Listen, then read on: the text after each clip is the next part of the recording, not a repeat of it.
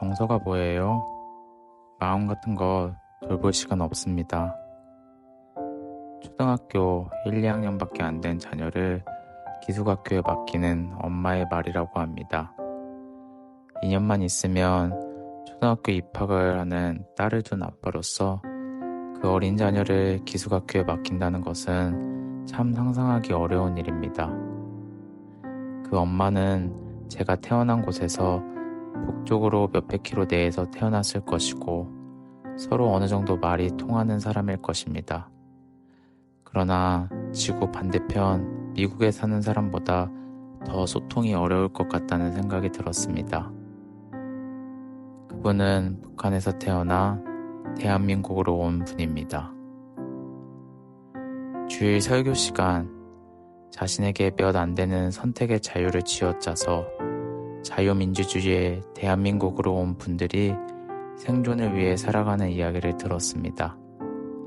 특별히 탈북하신 분들 중 젊은 엄마들의 이야기를 들었는데 그들은 부모로서 본능적으로 우러나오는 자녀를 사랑하는 마음으로 살아가지만 자신의 아들이나 딸과 애착을 형성하거나 정서를 돌보는 것은 전혀 신경 쓸 수 없이 살아가고 있었습니다. 자유가 없이 주어진 현실에서 정해진 대로 살던 북한 사람들에게 대한민국에서 자녀를 키운다는 것은 탈북하는 것만큼이나 아니 그보다 더 어려운 일이라고 합니다. 저에게는 그들의 이야기가 역설적이게 들렸습니다. 자유를 쥐어짜서 자유를 찾아 떠난 곳에서 자유는커녕 고단한 삶의 굴레에 갇혀 사는 사람들의 이야기에 마음이 먹먹해졌습니다. 엄마가 생존을 위해 몇 시간 거리를 마다하지 않고 일을 하러 나가면 아이는 밤이고 낮이고 혼자 있는 경우가 허다합니다. 집에 손님이 왔는데 집이 정리되지 않아도 먹다 남은 음식이 널브러져 있어도 크게 신경 쓰지 않는다고 합니다. 우리가 당연하게 여기는 기본적인 삶의 질서조차 신경 쓰지 못하고 살아가고 있는 것입니다. 이야기를 듣는 내내 나에게 당연한 것이 그들에게는 당연하지 않을 수 있다는 사실에 마음이 겸허해졌습니다. 생존을 위해 목숨을 걸고 탈주를 선택한 사람들의 이야기, 북한에서 탈북하는 과정에서 한국에서 총 3번을 결혼했다는 엄마의 이야기, 그런 이야기를 듣고 있을 때 지금 내가 가진 삶의 기준들이 무색하다는 생각을 하게 되었습니다. 그리고 그런 사람들이 제가 다니는 교회 인근인 서울 도봉과 노원에 가장 많이 거주하고 있다는 사실을 들었습니다. 우리의 이웃으로 북한 이탈 주민들이 있었던 것입니다.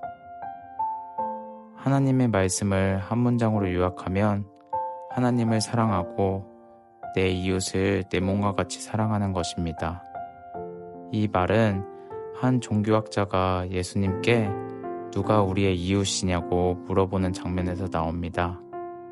그리고 예수님은 강도 만난 이웃을 이스라엘 민족이 멸시하는 사마리아인이 돌봐주는 예시를 통해서 누가 이웃인지 답해 주십니다. 탈북 후 한국에서 살아가는 사람들은 예수님이 말씀하신 강도 만난 이웃처럼 대한민국 땅에서 연약하고 아픈 상황에 있습니다. 종교학자가 누가 우리의 이웃이냐고 물었을 때 예수님은 누가 이웃이 되어주었냐고 반문하셨습니다. 그리고 저에게 주일 설교를 통해 누가 북한 이탈 주민의 이웃이 될지 물어보시는 것 같았습니다. 탈북하여 이 땅에 정착해 나가는 분들의 이야기를 들으며 우리는 그들의 이웃이 되기 위해서는 판단의 눈이 아닌 있는 그대로 볼 줄 알아야 한다는 것을 배웠습니다.